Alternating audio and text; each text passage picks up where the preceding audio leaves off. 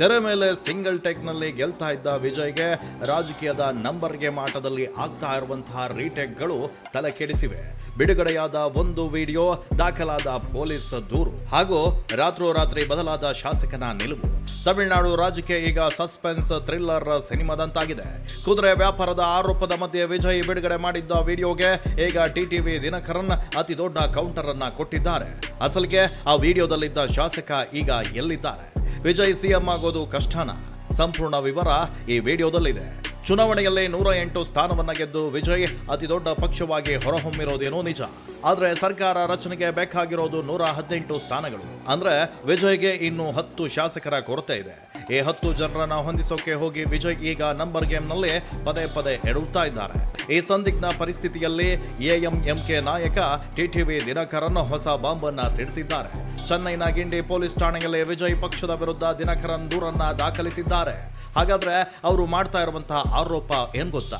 ವಿಜಯ್ ಅವರ ಪತ್ರ ರಾಜ್ಯಪಾಲರಿಗೆ ಸಲ್ಲಿಸಿರುವಂತಹ ಬೆಂಬಲ ಪತ್ರ ನಕಲಿ ಅಂತ. ಅದರಲ್ಲೂ ಮುಖ್ಯವಾಗಿ ಎಎಂಎಂಕೆ ಪಕ್ಷದ ಏಕೈಕ ಶಾಸಕ ಎಸ್ ಕಾಮರಾಜು ಅವರ ಹೆಸರಲ್ಲೇ ನಕಲಿ ಪತ್ರವನ್ನ ಸೃಷ್ಟಿಸಲಾಗಿದೆ ಎಂಬುದು ದಿನಕರನ್ ವಾದ. ಸರ್ಕಾರ ರಚಿಸೋಕೆ ಮ್ಯಾಜಿಕ್ ನಂಬರ್ ಇಲ್ಲದ ಕಾರಣ ವಿಜಯ್ ಈಗ ಕುದುರೆ ವ್ಯಾಪಾರ ಮತ್ತು ನಕಲಿ ದಾಖಲೆಗಳಿಗೆ ಇಳಿದಿದ್ದಾರೆ ಅಂತ ದಿನಕರನ್ ನೇರವಾಗಿ ವಾಗ್ದಾಳಿಯನ್ನ ನಡೆಸಿದ್ದಾರೆ. ಈ ಆರೋಪಕ್ಕೆ ಪ್ರತಿಯಾಗಿ ಟಿವಿಕೆ ಒಂದು ವಿಡಿಯೋವನ್ನ ಬಿಡುಗಡೆ ಮಾಡಿತ್ತು.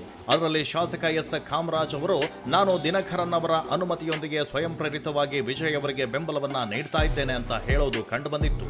ಆದರೆ ಕತೆ ಇಲ್ಲಿಗೆ ಮುಗಿಲಿಲ್ಲ. ಕೆಲವು ಗಂಟೆಗಳ ನಂತರ ಶಾಸಕ ಕಾಮರಾಜ್ ನೇರವಾಗಿ ದಿನಕರನ್ ಜೊತೆಗೂಡಿ ರಾಜಭವನಕ್ಕೆ ಹೋಗಿ ನಿಂತಿದ್ದಾರೆ. ಅಲ್ಲಿ ಅವರು ಎಡಪ್ಪಾಡಿ ಪಳನಿಸ್ವಾಮಿ ಅವರ ಸರ್ಕಾರ ರಚನೆಯ ಹಕ್ಕನ್ನ ಬೆಂಬಲಿಸಿದ್ದಾರೆ.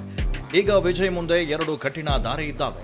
ಒಂದು, ಕಾನೂನು ಸಂಕಷ್ಟ ಮತ್ತು ಆರೋಪಗಳಿಂದ ಹೊರಬರೋದು, ಇಮೇಜ್ ಅನ್ನ ಉಳಿಸಿಕೊಳ್ಳೋದು. ಇನ್ನೊಂದು, ಅಧಿಕೃತ ಮೈತ್ರಿಯ ಮೂಲಕ 118 ಶಾಸಕರ ಬೆಂಬಲವನ್ನ ರಾಜ್ಯಪಾಲರ ಮುಂದೆ ಸಾಬೀತುಪಡಿಸೋದು.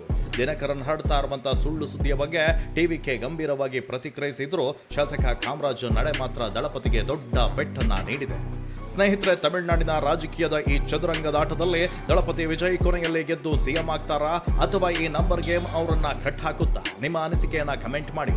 ಇಂತಹ ಬ್ರೇಕಿಂಗ್ ಅಪ್ಡೇಟ್ಗಳಿಗಾಗಿ ನಮ್ಮ ಚಾನಲ್ ಅನ್ನ ಸಬ್ಸ್ಕ್ರೈಬ್ ಮಾಡೋದನ್ನ ಮರಿಬೇಡಿ.